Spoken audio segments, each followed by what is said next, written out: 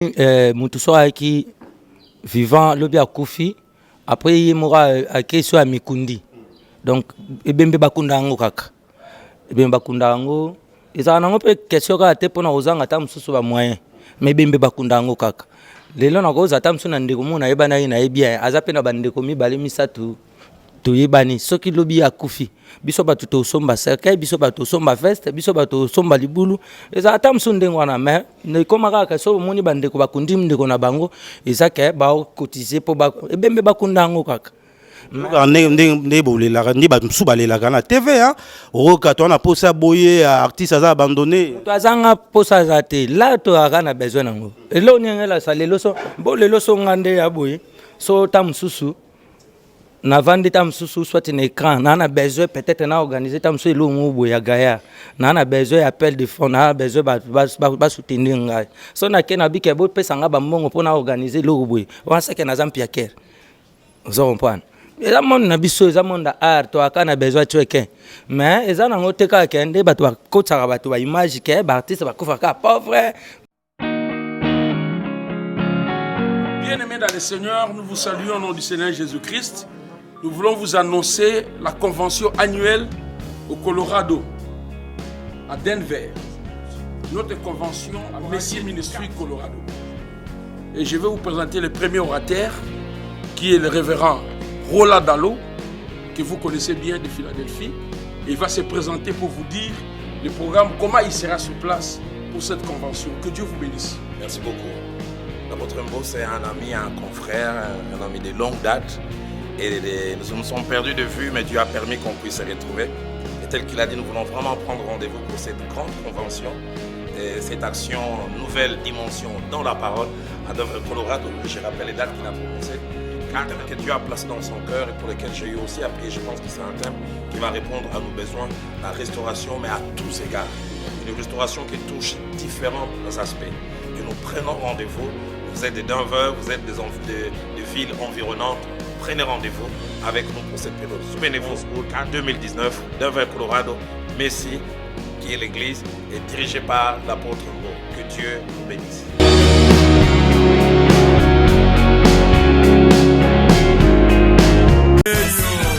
Kabossé Boulembi en live chez Hugues La Coiffe Icotter le vendredi 21 juin 2019 de 17h à 2h du matin au 174 avenue Aristide Briand 93 320 les pavillons sous bois. Kabossé Boulembi dans le répertoire des big stars et des maisons mères.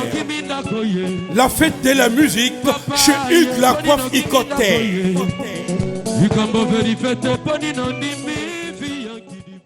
Salut la famille, ici c'est Kabossé, Yakotumba Yakobia National numéro 1, dans le bis 21 juin, à partir de 17h, Wapi Nakati à Pavillon Sous-Bois chez Hugues La Coiffe Icotter, en cadre de la fête de la musique, tout en abissonné surtout chez Hugues La Coiffe Icotter. Hugues La Coiffe Icotter, Papa Nakerouane, éternel Kenaya. Kanda Taba Ikote Sensi Nganda Taba Fenenene Nganda Taba chez Hugues La Coiffe Icotter. Papa Nakerouane, éternel Kenaya. Taba Ikote Au 174 avenue Aristide Briand 93 320 les pavillons sous bois. Taba Ikote À la petite porte à gauche, association Hugues Icotter.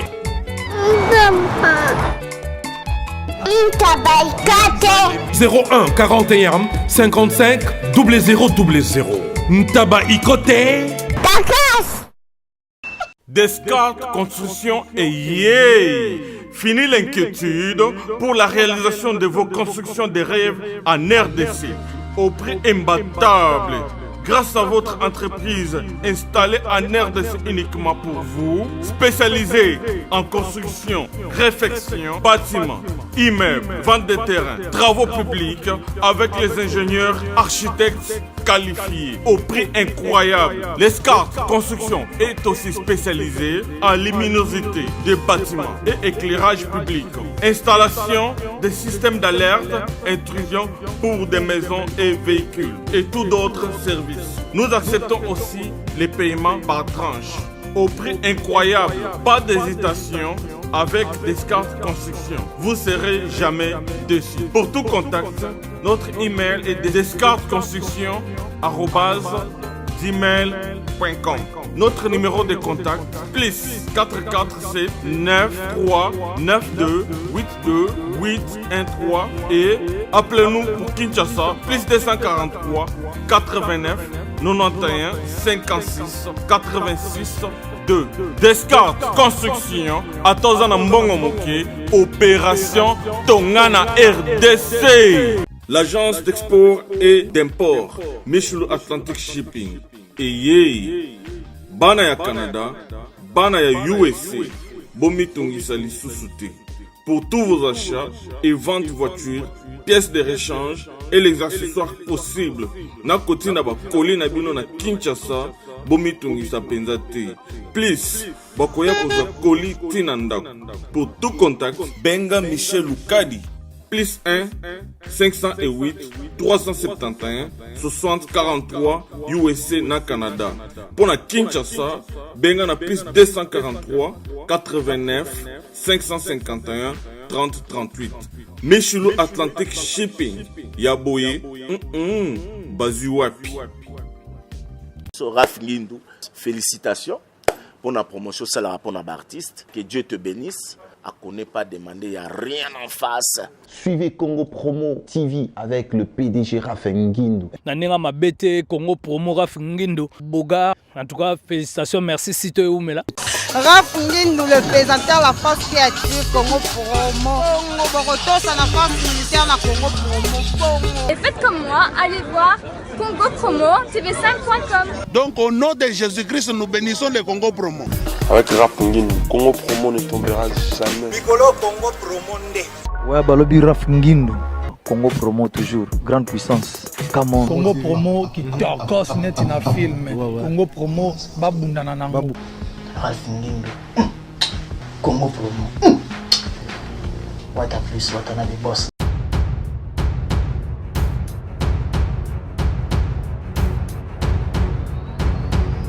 Bonjour à tous et merci à vous de nous faire confiance à travers votre télé qui n'est rien d'autre que la télé républicaine sous le canal 104 de Décodeur Startime pour suivre votre magazine socio-culturel, c'est-à-dire Sensation 7, là où nous donnons l'opportunité à tous les artistes qui évoluent à l'intérieur tout comme à l'extérieur du pays de pouvoir s'exprimer. Aujourd'hui, on a un grand plaisir de recevoir pour vous l'un des grands artères de notre pays. Il s'agit bien du phénomène Ladi Essobé qui sera Denoko André Ndjeka. Sans plus tarder, on va pouvoir recevoir notre invité d'aujourd'hui. Il s'agit bien du phénomène Ladi Essobé. Donc, on va pouvoir l'acclamer. Hein.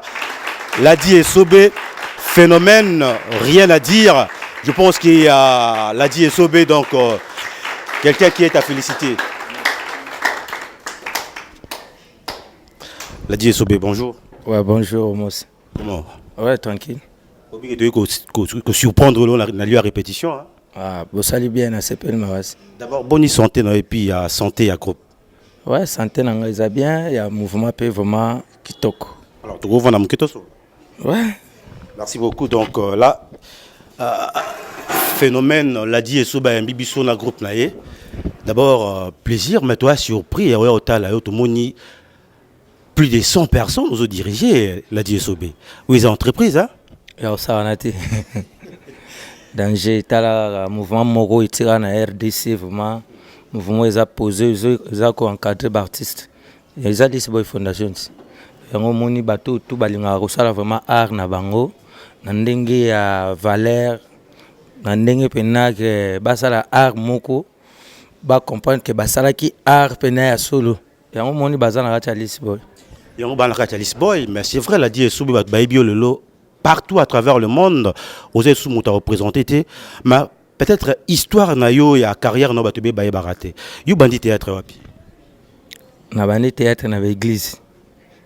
Ouais, na bandi théâtre nanga na ba église na ba école tant tozotanga ba chik moni ba zozo biso na ba activité culturelle ya ba promo scolaire tozo ça déjà ba théâtre ngo na ba école ba activité mususu ezali na ba paroisse wana école nini école kaka école kaka donc biso za bana totangi na ba mission ni banini tala kaka depuis oza moto a chango parce que chango ma des fois donc école kaka école moko na bana otanga wana bana ozwa biso tozo sala ba théâtre mais tant na okoma na ba tamo boye na linga vraiment le quoi boulot ngo na bana olinga ngo trop na linga isko vraiment na kota pena kati nango nde na aki kokende na groupe moko boye na ngaba mukubi théâtre epa ya président nanga ve nanga hyper nanga o pena kota nga idéologie monsieur Mbamba Boisi ya papa nde abandai ko encadrer biso to aki pe moi ebele na kati ya groupe wana après na ba temps siko mususu na koma ina besoin vraiment na bima na koma siko vedette nde na kendeki na nouvelle oyenge pa ya mon vieux propre président nangai ve Jacques Mukoza maître pa imangwa undenge wana alias Madefa wana vina biso azwa ki vraiment mission mais tant okendeki pa ya maître pa imangwa undenge wana okute banani tango yaki nakuta bato ebele nakutaki ba bébé santé nakutaki ba Willy Mambu nakutaki ba Patrick Chic Norris nakutaki nakutaki ba nani ba tokutaki ba ve mundweri balaki ve gaou azalaka mais atikaka vanaka na palais après tonga na yende sikoyo ayaka ozonga nakutaka ba ve kisita nakutaka ba mère Bagata Vimbo bomasa na José de Londres José toyaka banzela moko apepe banzela moko na de Londres José Penato banane nzela moko Lelo l'a dit Nena Lobaki c'est-à-dire osa lelo phénomène y a rien à dire osa appel honneur en boka na biso mais modèle na yo tango bandi théâtre modèle na parce que micro bazaki pe déjà oyaki na modèle moko ouais na bana osepela mingi na comédie oyo fait maréchal sans souci ya bana osala na za osepela pe na style ya commandant Danga na bana osepela na style ya fait Kikwanga la vie à Lioche na bana osepela na idéologie na esprit ya ve Mangobo na bana osepela na kosepela susu na style ya Velanga Siatou Mystère Siatou et puis na bana osepela susu na Charlie Champlain Chaplin pour dire que et ce ben on a très musika mais théâtre ni sketch ni bosala ko et miso ma ki batbayi ba yo phénomène et puis ça en plaire est-ce que vous gardez un peu moi souvenir ouais théâtre liboso vraiment na le cas na moni pena que l'idéologie moi ntsunge yali et qui na nouvelle oyenge na première pièce au penga pena participaka na mbongo epesi kizunguzungu na zai rôle na ki barman na rôle à barman maintenant on a bêta qui on a na style nanga ya roba la banzembo po ya live maté bato pena bataka nga cave rapidement et puis o pena confirma pena que o aza pena mutausara na été tant to sala mignololo wana départ na biso tant to sali départ na ba ve mundweri to sali pièce ya liboso mignololo donc nga na aki bon ouais voilà donc yango même Félix Wassé quoi monstre d'amour to pesi bambo te belé azwa ki yango même okota même na clip na ouais na kota na clip na ye donc biso to ina orchestre na biso to bano betango tant to sali cri wana malemambo tant sali succès to sali yango pe cri to comme bino en orchestre mais sikoyo ya na musicien mo boye ya Félix Wassé quoi aza pe njilwa donc aza master mais ngana master ya venaye Papi Louange il biso to répété na quartier 7 ye pas à moi na sete abana ota ba répétition na biso nde ba ozwa cri wana bango na ba jos ba ke nango ba ke beta ngo na disque tant ba beta ngo na poto ba moni siko ke esa la succès au saranate ba ota la siko ke bo to bete au sa succès mais kolo nango siko do a partir poto déjà vena na sika fa koma rubenga nga beti na ngande nini boy to koma ba pi azotindela nga pe moi ba chweke moko pe boye moi ba plan so outi voyage aye mais nzoka nga na ba ete avion aza bolingo fort akabela nga trop boye nzoka ba na plan ba yebi déjà que e robeta autant comme isuko na yaka na cha face na clip moi pe susu ya ko tenir ba rigueur ils a été parce que déjà to kota na moi bakati OK ya Kibongo alors lelo aux en groupe ba tu belé tout moni est-ce que théâtre, et ça facile la dire sobé. Pour te dire mon araso moto ça théâtre comme si c'est-à-dire à rater côté mususu, yango yo sou kana monde théâtral. Yo lelo, lelo exemple à suivre. Est-ce que théâtre ça facile? Théâtre ça facilité hein. Ça facilité, ça très difficile. Et puis mututu ko ça théâtre té hein. Théâtre ça musala mo boy folingango, senga rapper ba sacrifice. Le sacrifice tant que le baya ma bête sacrifice il y a temps donc il faut sacrifier vraiment temps na yo donc où mais la katinango parce que bakuta tout peut aller hein abunda na été akuta ka tout boye aye ngana yeba masse belé ara na idéologie mususu aye ka monde théâtre finte ka net boye pe simba nango pe mais suka nango ezala ka bakenda musikati mais théâtre senga vraiment faut concentrer temps na yo ou comme apena ko sala ngo bien. Vous savez déjà combien de temps depuis que Bandi monte théâtral, tant que professionnel? Donc, on a Bandi déjà théâtre. Tant on a côté groupe Mukubiwana Azoba, Tina Lelo, on a côté na 87. On a côté na 87, on a encore petit mouké. Mais on a déjà théâtre. Mes parents balinga na on a salango. On a début avec difficile, mais tant ba monique. Na zone négligée na ngape ba chikité. Bah c'est pas là une ça na ngo hein. Depuis 87, maintenant on a eu en 97, 10 ans après, on a eu une nouvelle Oingé. Alors, tant que ça la liste boy, après 3 ans, donc on a déjà 13 ans. Bon, tant qu'on a eu ça la liste boy fondation depuis 2003, tina lelo, tous en 2018, jusqu'au bêta machine, tant on a eu ça. Je crois que Bandeko Bolanda Bisso de partout à travers le monde, Bobeta Machine, Nana Takaza, Mère Nabiso, yo aux moi idée, au calculer déjà Badatouana. Mais Lelo l'a dit SOB, tous appels dans mois de mars. Tout le monde aux anabamame belé qui tout est bien. D'abord, ça rendait pour sélectionner Bango Zalaka, Kaka, Bengi appel Baye, tous les Zalaka, n'a critère moko tchaka pour nous rejoindre, Basina Mibali qui tout monia. Bon, List Boy Banda et Banda, tout ça l'appelle Kaka Mbamoko.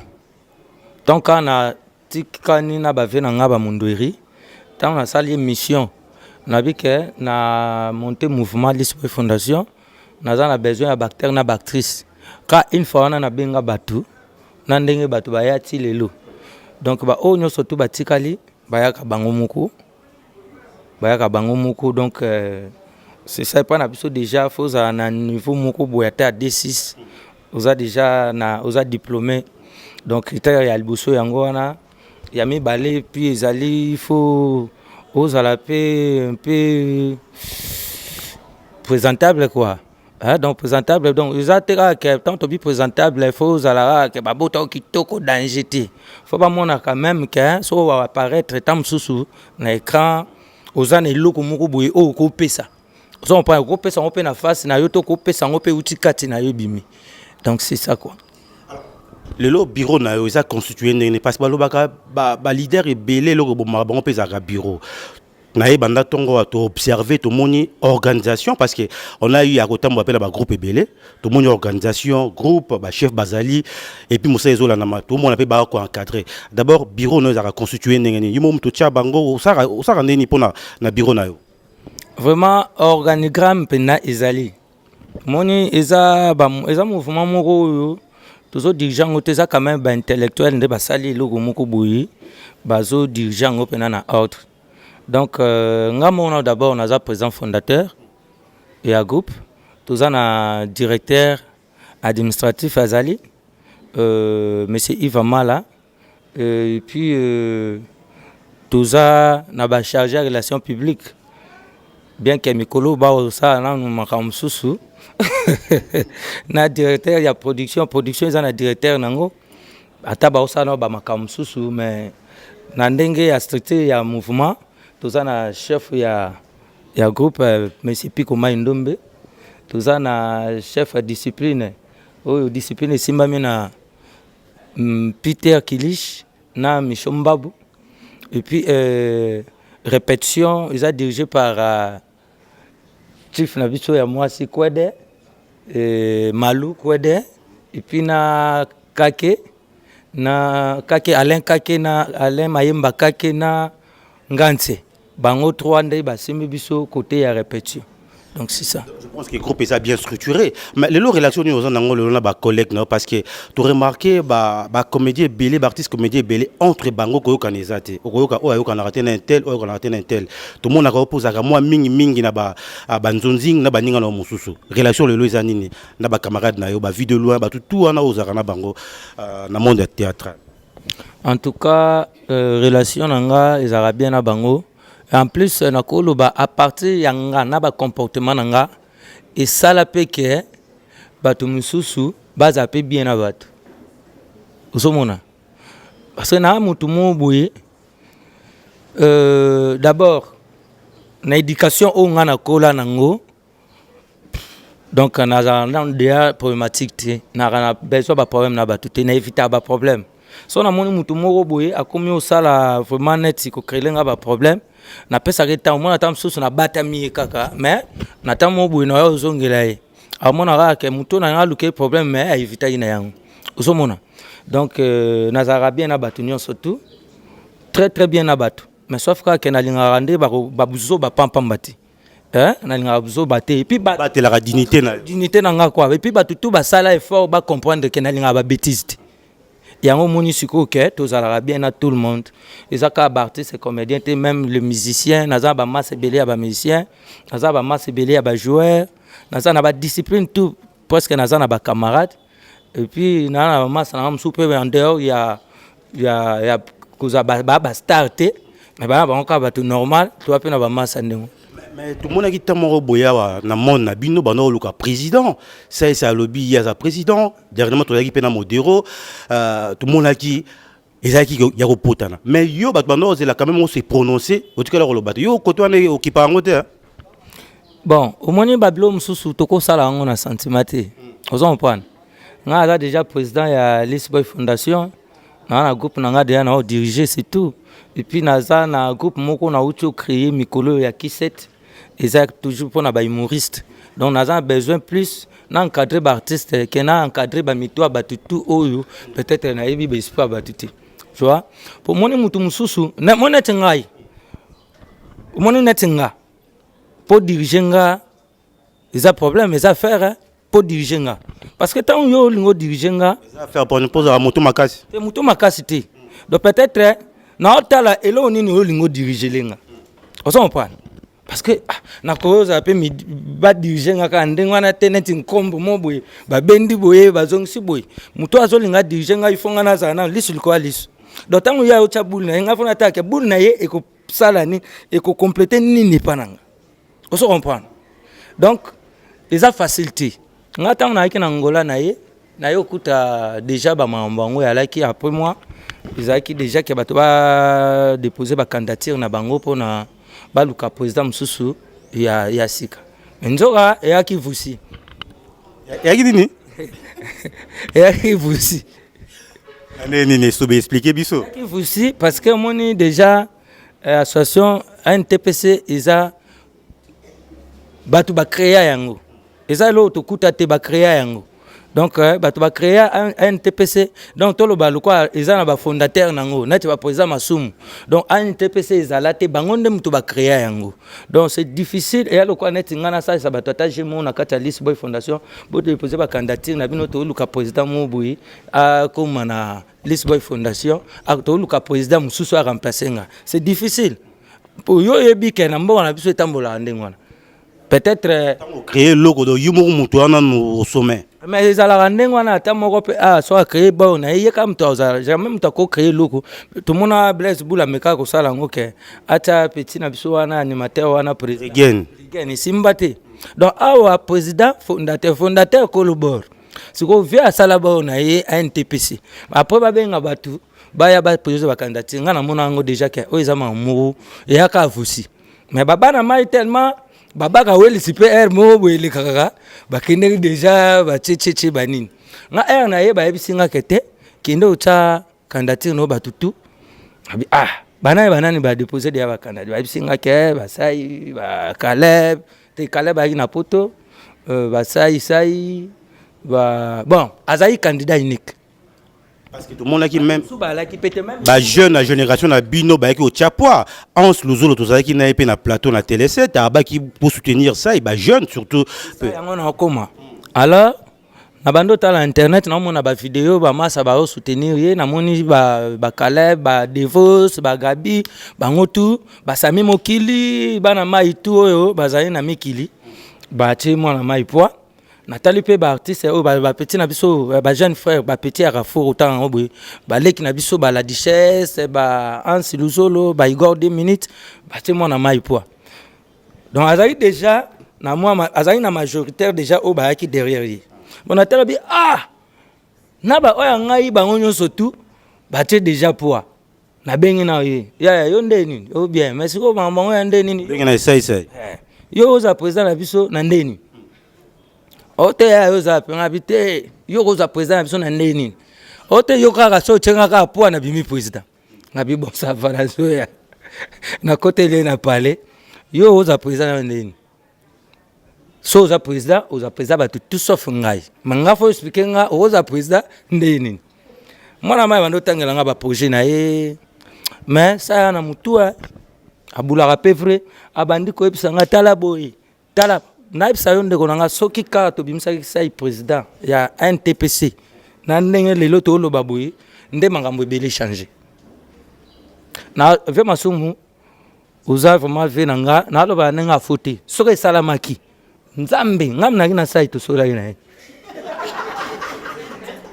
abano sanga aloba ke mamoko ba projet moko ya bien mais to koyi ko bwa kangote so moi za to ko récupérer ango soki président masumu uza toujours ko contrôler président bengaye bokuta na bovanda yebisa ke leki na ngato mwana nga ba ide nini oyo za na ngwa malamu pona yoka ki esobe alobaki yango to solo la boyenga na tali na mwana mai toke na sa vidéo toke tina GB azu téléphone na ye na saleli vidéo ngape na mona isuke soki tozo luka to cha ba candidature ngo poto luka ba ide ya bien to tambusa association ngo mais oye déjà ça bien ata yanga za bien yeye pe déjà ça bien to luka ka ke ba ido ya malamu nde tambusa association donc na mona yike il faut to cha yepoa donc c'est ça tangu kaka ba yoki kanga na soutenir ça ya za la président ba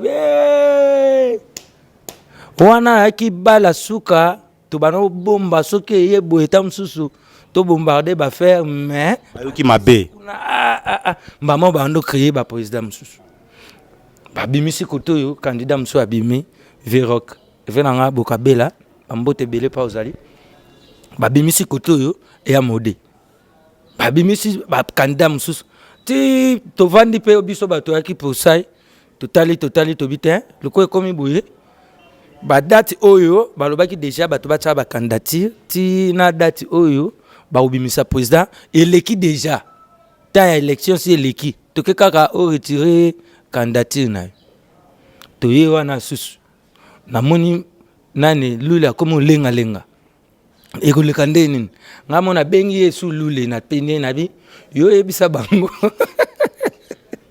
donc parmi batcheki o baluka ki ba boma moto et sobe pas na kati phénomène to bana sungai bango donc moni na ki comme église au milieu du village. Vous comprenez? Parce que na moni koto chaleur oyo batu bayaki nango po ba retirer candidature na moni siko koto ba ko longola ta pauta bureau ya président Ilombe na bengi nani lule na bi yo siko yebisa bango boy ngape na yaki mais na yebisa biso boy yebisa biso ke poto kita mtema yo yebisa biso place banini dossier ya ça ezali et na bureau te et na ndako président Masumu karabo ozonga la kimia kenda ale to kenda yepeta waye ayebisi biso ke document nyonso tout et na ndako président Masumu so abi mais nini ni candidature ya bureau eza na ndako mutu bon so ya lagite ngape na yesu na conseil na bi lokwa ya lobi ndengwana tondi makaka tozonga. Il y a une façon de moto. Je pense que c'est la parole à la sagesse. Mais l'a dit Esobé. Makamwana tout ça la passe na bateau balinga rapide mon théâtral na biso pour artiste belé ba okufa pauvre. Tout le monde qui dernièrement mondangandanga. À Koufi, il a fallu cotisation et où tu as de gauche à droite pour que bakundae. Vous demandez quelque part et puis ça sonne mingi surtout na bilo ba ça la honneur pour namboka na biso. Bon moni jamais paye moni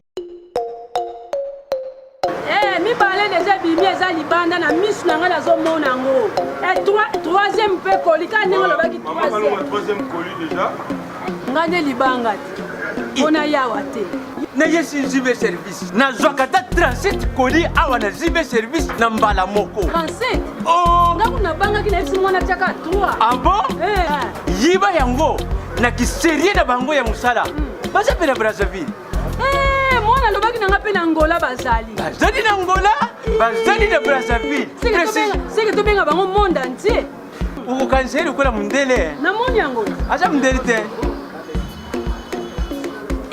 azalaki yo mutu uza na France précisément ezala na Paris ezala na Rennes ezala na Lyon ezala esika nini soko uza na poli na yo kunyokoma na yo te banimero na biso yango wana benga na yo zibe service akulivre yo carton mpe koretire ye moko akuya kuzwa yango mpe akuyawe na Kinshasa kaka Kinshasa te ya Maniata Makalu na Point Noir na Brazzaville na Angola na Kinshasa place ya Robunga eza te Hugues la coiffe Ikote. Et enfin, je suis arrivé. Salon Hugues la coiffe Ikote. Non seulement c'est un salon de coiffure, mais aussi une machine de transformation des hommes et femmes. Regardez-moi comment je suis. Vilain. Mais attendez, 2 minutes. Bogard. Vous allez voir.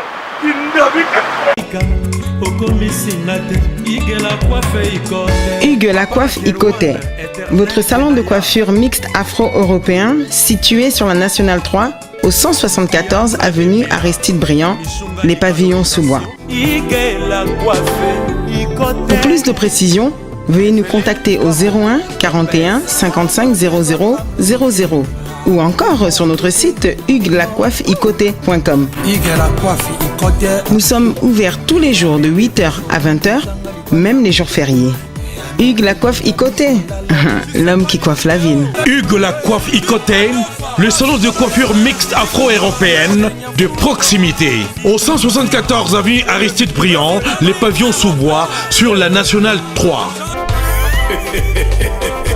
Un seul numéro, 01 41 55 00 00. La beauté de votre chevelure chez votre frère. Hugues la coiffe Ikote, même père, même mère. Chikicha, chikicha, cha cha. La beauté peut tout changer. Salon Hugues la coiffe Ikote. Quelle beauté! Sexy pour les femmes, ndindindi pour les hommes. Mutuso aki vivant lobi akufi après yemora akeso amikundi. Donc ebembe bakunda ngo kaka. Ebembe bakunda ngo ezana ngo pe question ka te pona ozanga ta mususu ba moyen. Mais ebembe bakunda ngo kaka. Lelo na koza ta musu na ndeko mona yebana ina yebia azape na bandeko mibale misatu. Toyebani soki lobi akufi biso bato to somba cercueil biso bato somba feste biso bato somba libulu eza ata msunde ngwana mais ne komaka ka so moni bandeko bakundi ndeko na bango eza ke ba cotiser po ba ebembe bakunda ngo kaka ne bolela ni ba msubalela kana TV hein roka to na posa boye artiste aza abandonné to azanga posa zate là to akana besoin ngo elo nyengela sa lelo so bo lelo so ngande ya boye so ta msusu na vandi tam sous soit un écran na besoin peut-être na organiser tam sous lo mo boya gaya na besoin appel de fonds na besoin ba soutenir ngai so na kena bi ke bo pesa nga ba mbongo pour na organiser lo boy on sait que na zampi aker vous comprenez et la monde na biso za monde art to aka na besoin tueke mais eza na ngoteka kende ba to ko tsara ba to ba image ke ba artiste ba kufa ka pauvre ba artiste ba kufa non eza pour na ngote lelo ndenge seigneur surtout bakufa batika eloko te bakufa ka ba pauvre non mais lelo eso bendengo sa théâtre za phénomène est-ce que théâtre zo futa yo parce que to boyi pe lobi tango rozala te chaka konga bata théâtre abima lelo théâtre yo futa nga chaka kongo kutu akolo bate po nga soki ata théâtre te famille na nga ba okunda nga famille na nga ezali soki ata bato théâtre te chaka kongo yo pour vendre famille vanda famille nzongo to yebi peut-être répondre à bon te na lobika bongo nanu parce que po olongola nga nanu deya na ba calcul wana ndenge ke lelo so nga na ate nga na ko na artiste munene na sali donc art moko bo ya valeur na kati ya mboka ozo comprendre famille na ngape ba olinga même bana na nga oyo ba olinga te ke ba kunda nga ba linga nga netoko ba ke boa nga ndengwana ozo comprendre bon soki famille sali on te mboka ekundanga ozo comprendre parce que biso de yande to za boye to za ba patrimoine national. Donc tout ça déjà sous il y a ma famille peut-être comme il y a école. On s'en comprend. Et puis ngai na niveau de ya mutu so na kufi ba olela na parler du peuple. Bon là on a parlé du peuple. Ma l'a dit Sobé. Et le retour ba mon na mabe yum toza patrimoine national. Mais oza penchant ba baby ge les lo so ba tanga phénomène l'a dit Sobé. Baby Moutangam, oui, rançon. Au moins, quelque part, père, moi, au bomsar, au mi bomissarière, moi. Non. Moni, na monde art, ils ont tous les artistes, mais tous les rappés, na pe na droit wana, na komo na pe ke na sepela na ngata msona mutuboy. Mais déjà, clan Wenge Mobimba, Wenge d'ensemble.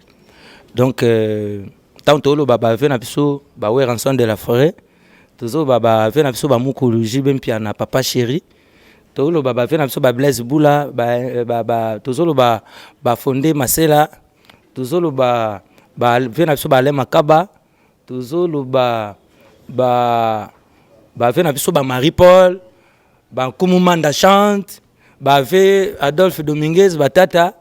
Donc tant que ba déjà biso to ba jeune oyo to zu goût ya musique na génération dans na clan Wenge. On s'en comprend. Tout ça ba na viva ba victorien mais musique qui comprendre pe yo mo po komi pena na besoin que obi ba série to ko la to to zu nzeta bambu to telemisi to zu nini ba fil de fer. Vous salez on le quoi micro boui. Yo po salango. Bien sûr tant ko la to no salango hein. Donc jeune union surtout à lingara tara moi kama mandule to suit ba drum ya ba bidon ba nini tout ça to so beta to sali orchestre na biso bambunda banzungu on s'en comprend to yemba banzembo ni to yemba banzembo ba Wenge on s'en comprend na ero na ko manzembo nini to yemba banzembo ba Wenge donc ça dit to za ba wana déjà eza to ba génération to ko lo ba Wenge tant to ko mucha esprit ndule baba vient na biso mais parmi ba vie yango et apena ba vie mususu oyo ayibi peke angala linga isobi na biteke ba msuba linga ngati po nazara déjà nazara bango tuna na manda chante na kana tata na la kana Marie Paul na la kana vena ngajibe mpiana dernièrement na aki na bibwa na concert na ye apesa ngape espace na sekisa bato osarate sala ngape chweke baba venanga mais quand même de la forêt aza ve mo to zarana e anytime na ko vanda boy vende nini petit nanga mo petit nanga mende o so comprendre aza ve mo boy to zarara aza pe mingi ka ke mo boy tam so na projet na e mo boy bobenga isobe faza na likambo wana o so mona aza ve to zarara moi trop na ba makambo contact au asara ke na Zénith bokendo beta bo participer na ba vidéo ça maneni parce que tout na so bang zwara combien vidéo ne va participer. Moni voyage wana ya ndeni nga déjà ça qui voyage à liboso oyo tu voyage na maison mère donc ça dit autre na ba vidéo na ba ça comme deuxième Zénith na nga na presté na salle mythique ya Zénith hein ba tu belé ta msusu na ebité toyebi pété à venir ya mutu na mutu mais nga déjà comme on nga ils affiché na batu ba presta na Zénith de Paris et puis nga 2 fois déjà donc grâce à Weranson on s'en prend batu mso baza tout temps wa bengo na likambo fo yebisa yeke ngai avana likambo na yo fo pesa nga autant donc tant wa peso déjà nzela a peso na likambo naza déjà sobe naza sobe so na se retrouver tam susu na likambo mobo ya Weranson soki 50 personnes ba yaki po na ye 5 personnes ba ozanga pete ya obenga na mpanzi mais la die sobe ndeni niko to mona na mamba wera mais biso peto ana idée moko bo po na yo peut-être on s'en prend mutu aganya ka vi na sima mututi on s'en prend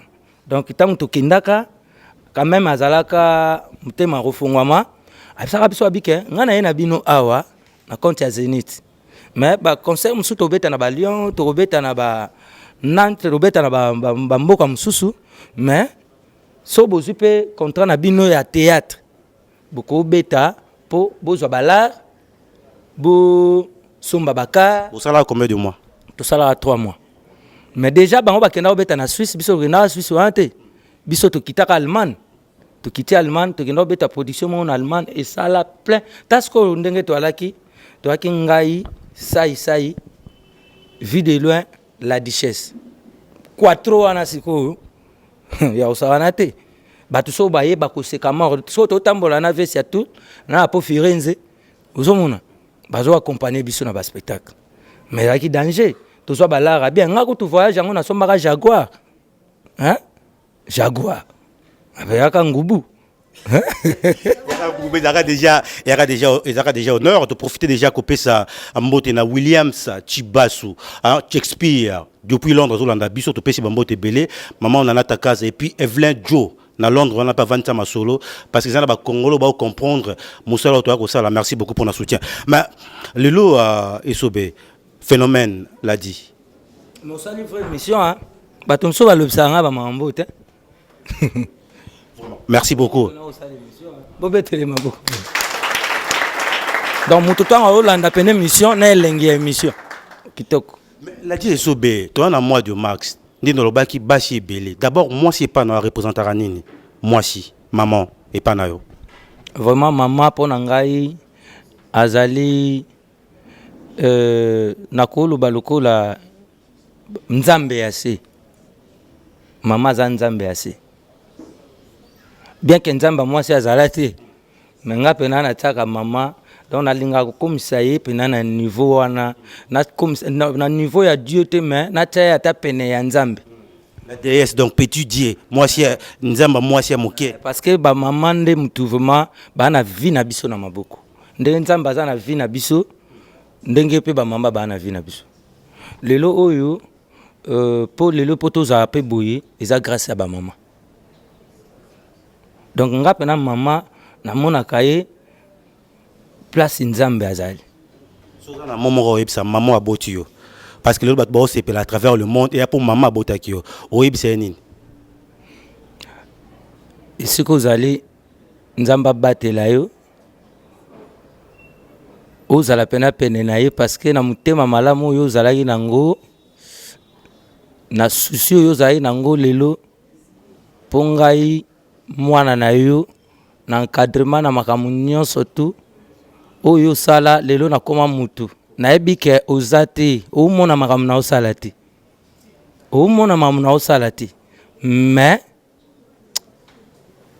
za na kimia maman Mbote Catherine za na kimia pa oza maman Catherine paix à son âme pour dire que ce qui maman Catherine a boté la biso l'a dit sobété mais l'auto c'est caté l'auto c'est peut-être parce que même que ça fait partie à santé bah ça rien plus mais basi aux ana bango avant que tous soient bango au traité à bango ndeni bon en tout cas ngana au préféré attends aux maman moko to moi c'est moko yenda ça témoignage wana parce que ngana olobaka bien na olobaka bien na ko olobate ke na nyokola bango. Mais si vous avez un kati na bango alobi ke par rapport ya ndenge tozalara eza témoignage faut euté pas mutu. Alors l'autorisation en tant que président Togozwa. OK, merci beaucoup donc tout ça en direct on a siège sous il y a la dit phénomène tout ça quand même ba maman atami balé tout ça témoignage na bango. Maman na biso bonjour. Bonjour. Ça va te bolanda yo kombo na yo. Martini Monsanto. Alors, au sein de combien de temps peut mener le phénomène la DSO? Naye Lisbonne en 2009. Lelo Tozan en 2018. Presque 9 ans. Presque 9 ans. Après Tarabino Neni, Azarabino Neni, Awa, Nakacha Group, Yepsabiso, tant que Bassi. En tout cas, mon président, mon patron l'a dit, Maké Senzong au phénomène Esobé. Autrement dit, notre père et autrement dit, le créateur de Kitindindi. Nga bien Akimimi Moutou montre, c'est vraiment un papa. Aza papa pour Nanga et premièrement, to Zouakaye comme étant un papa. Ce qui a eu répétition. Et local bosoa salara à contrôler nyonso. Soka comme bando contrôler, aye barana na ye nana na yete. Et puis à contrôler la scène na ye. A d'abord ordre na scène. Et loko e mérité que na scène il faut longwa. Scène est sacré pour na musala. Et puis tozora penza pe ambiance ya papa na bana na ndaku. Ce journal na bi penza au sexabino. Au sexabino makasi bino. Faut ma pesa bien. Ben oui, moi je suis salarié hein. Nazo un salaire à chaque fin du mois. Ce qui musala et na li foutité au rosoatan yo umela na isikangote. Je te vends to umela c'est parce que musala ezali ou ezatande to zebele. Les entreprises amenene, on est très bien encadré et puis to vendre vraiment. Merci beaucoup. Alors tout ce que ça na au mezawapi. Parce qu'il y a au moins tout le monde a rara bon balé les sobe ce qui phénomène azawa na rara maman Nabiso. Bonjour. Bonjour. Bonne santé. Santé bien. Alors président l'a dit so bazora binone. Bon. Il y a ça papa biso bana c'est to tina ni tani ya moi de la femme na ministre biso to ba maman. A considérer bino très bien? Oui, très bien. C'était mais tout vandi boité. Mais c'est quoi pour potana na ba théâtre na ba pièce bosara tout le monde a soki ya za moi musa na yo aza nini et ça mané nini choix na bino mbale. Bon, papa ta ka imta kochaka. C'est te répéter à dire toi na répéter c'est quoi laboratoire non tout ça au bat baotala tant tu peux sango na TV ba tu peux ba CP les signes donc public peut comment on senga kezala ka bon. Un mot par rapport à moi na bino ni no senga na bato bazora bino peut-être en considération te na musa na bino yebisa bango nini. Na yo ça bango ba considérer biso parce que to peut ça peut ba solution ba coupe belé na bandako au moins bazana problème ya ba otala bino boye etei bango donc eza musala biso penza yango yo eza pe su mwana biso ba mama na pesi ba mama yo so mbote na poto na pesi ba barita mukulu ba mbote belé omega ba gros bisous bango nyonso donc mwana biso yango ba mama yo so boza malamu donc to za kande to zala wana to sepesa ba tunde to sepesa bino to continuer pour na libela. Merci. Merci. Alors merci beaucoup. Je pense que aujourd'hui il y a deux actrices hein baza parmi ba figures emblématiques, il y a groupe il y a phénomène l'a dit Esobé to monaka donc c'est pas un problème to zongi pour na continuer président phénomène to moni ba maman balingi mingi na groupe na yo balingi bango mingi na groupe na ngai mingi na groupe na yo alors lelo ozo diriger bango tout bazala ba salaire o sara ndeni parce que ko diriger bato za entreprise za facilité la die so bato ba bang ko na nemte ya masuka na masolo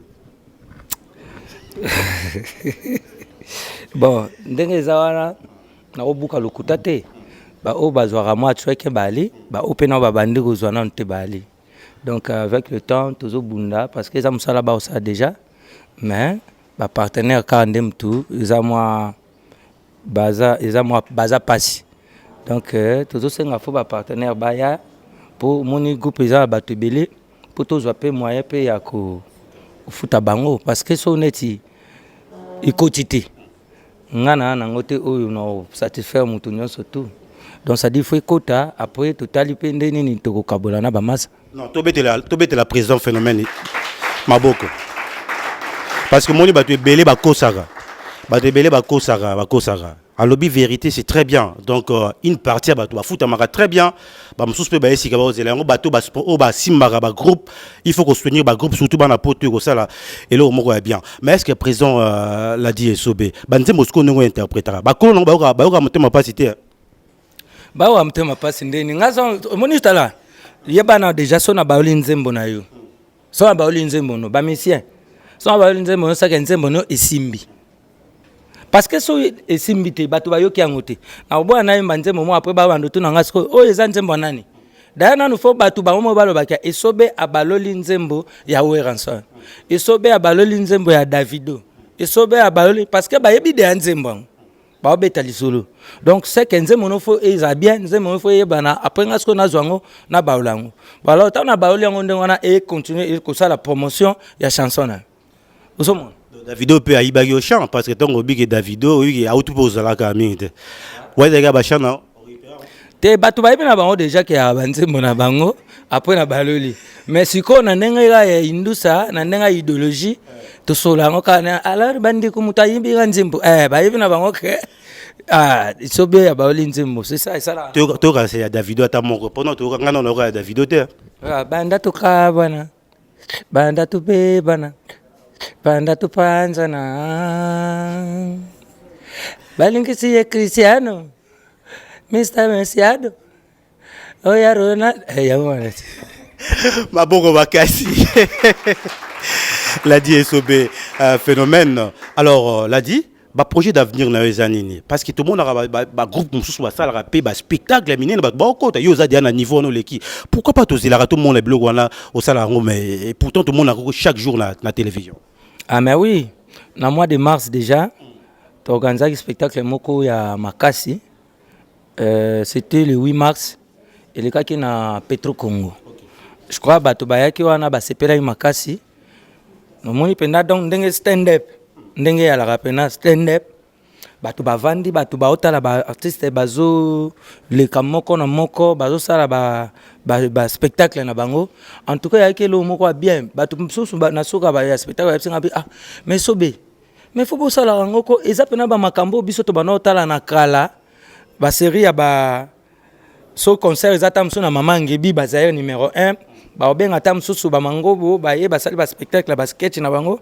au moins tamsu ba vena biso ba sele masasi ka bamba ba oya boy ba sali ba moi ba sketch au moins tamsusu ba danga ba oza mingi ba invité na le trio d'Asufa et puis na tamoko boye ba ngadia so mona na nini na Cinemax Baba na organiser ba spectacle bon ngapena na balon ça ba spectacle moi trop mendes ko to bano kenango ezaka le roi ba spectacle moko ka neti ya mbutu ka ba bengi so tamso so be robeta na bumbu so be robeta na selemba so be robeta boy buke boy carnaval papa bo komi ba poussière boy na bokote na salle mo boy mais sikoyo to kenango pena na ba norme ndenge ba organiser pena ba stand up moni déjà à partir tant to uta na to seka et pesa inga moi ba idée belé gagner massa na osai ouais pas na gagner qui na kitindindi donc tant to komi kuna et puis ça nga vraiment moi ba inspiration mususu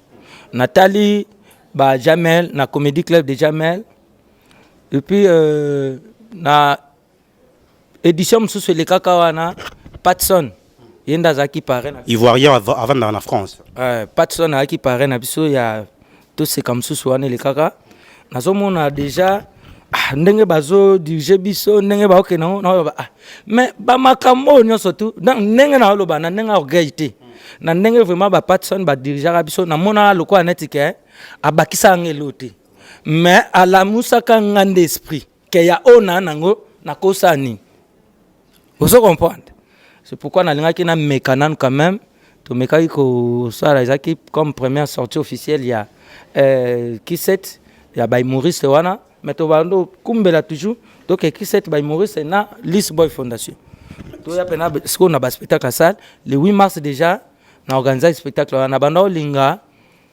na mois de février awa ils à la paix sous spectacle moko ya ndewa mois d'avril non plutôt spectacle le 14 plutôt le 14 février na linga esko le 8 mars awa ndesko to sala sous spectacle mo mais comme déjà na voyage qui na longola ki programme ya le 8 mars que spectacle kozala mais et ça le siko que na voyage peut na umete na ye na comme regretter fallait na tana nga déjà spectacle wana le 8 mars mais comme déjà ba programme peut senga après faut moi temps au kende bolobela po bato ba bongama donc eloko ça qui déjà moi muke passe yango wana mais spectacle wana le 14 so botali yango omona penaka mambolobi nanga c'est bon. Mais esobelo on olingara te na vie parce que ozape moto to moni ya considération nango vis-à-vis à être humain, il y a déjà quelque chose moko ya bien, mais la vie tant que humain et lo on olingara te so moto salio ou bien en tout cas moto na ozane soute. Le kamunya so mabe. Lingara te mtasala nga. Ngami oliani na ndako. Maintenant nanda kola la banda olinga mingi madesu mais sikoyo na koma nanga olia tout après ba senga fona lia pe ba légumes tout donc sikoyo na oma olia légumes bien mon atam susu moi poisson nanga ba semo pe na banda olia ka semoule mais na ki pa souté ata fufuka aboye. Mais c'est pour ça que n'est pas trop qui malé mais la chuter. Au ça qu'on pour gérer vie artistique nayo et puis vie privée nayo. Discipline kaka, ba discipline. Donc le qui ba discipline. Donc ba discipline kaka, ba discipline de mte sala qui pour gérer vie nayo professionnelle et puis na vie nayo privée quoi. Alors phénomène, la dit Esobé to commis presque na souk émission na biso lelo, le temps to zo pe moi spectacle ndenge bande ko ba répéter, peut-être un mot na ba fan balingaka yo de partout à travers le monde ni no yebisa bango lelo. Donc ba fan non surtout bolingaka les rois du rire, le phénomène la dit Esobé na kanisa so na bi bolinganga parce que boyebi ke musala oyo na sala po na bino na sala ngo bien donc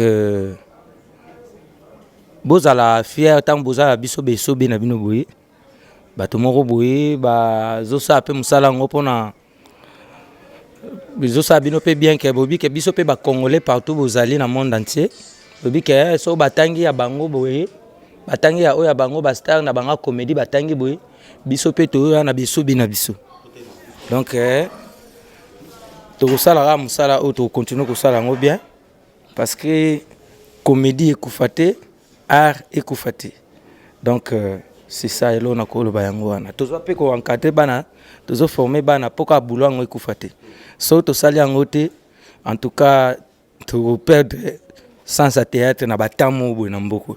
Alors un mot pour une émission Sensation 7.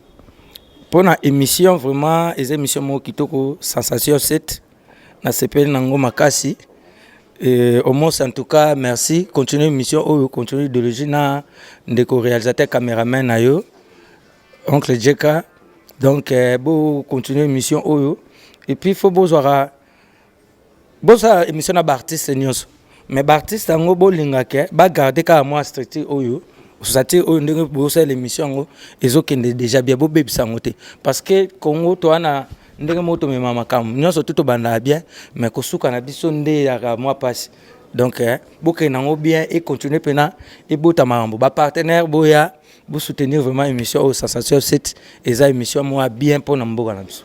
Merci beaucoup Phénomène. Merci à toi Mos. Merci beaucoup. Donc on est arrivé à la fin de cette émission, c'était bien le phénomène Ladi Esobé. Moi je pense qu'il n'y a rien à dire. Ce sont des gens au bako sa fierté en mboka na biso. Bota ne to toki pour le intérêt général. Na ba artiste, na ba jeune, ou ko encadrer, bo pesa confiance, ba partenaire, bo soutenir. Moi je pense que bo za la de suite. Donc tout ça juste pour remercier bateau ba soutenir biso de loin. Chumène qui à Paris, Evelyn John à Londres, la grande famille au Sakano parce bon ba ça ba na poto ya Tongo. Pour ya midi pe bazali. Hein? La grande famille au Sakano, Patricia Atati au Sakano, Jean-Marc, hein? Ma grande famille au Sakano na Londres wana na bosanité à Papi Diambwana beau-frère à Motope Wambote Belé. Merci beaucoup na André Njeka on a téléké Mafumbe directeur technique au ami Kitisa Nae André Njeka merci beaucoup merci à Charlie Tonsi merci à Oscar Bakando directeur de programme moi c'est Homos la noblesse tokutani prochainement la numéro Mousso Asika bossa abiso confiance à travers les numéros que vous allez afficher borozala de suite je vous dis bye bye je vous aime big up. Merci beaucoup.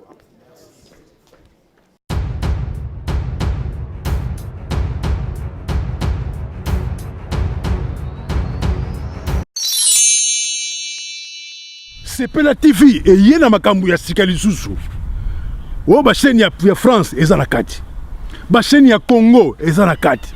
ba chaîne ya Londres eza na kati olingo na makambo ya politique ya sika o parti AA eza na kati o parti BB o CFAIO eza na kati ya Sepela TV bouquet comme ya muke boye o tina poche voyager na ngokeno partout lingi na bouquet ya Sepela TV même mabiso ndenge zo mema biso wana 4K machine madaka daka Sepela TV. Bienvenue dans le monde de Sepela TV.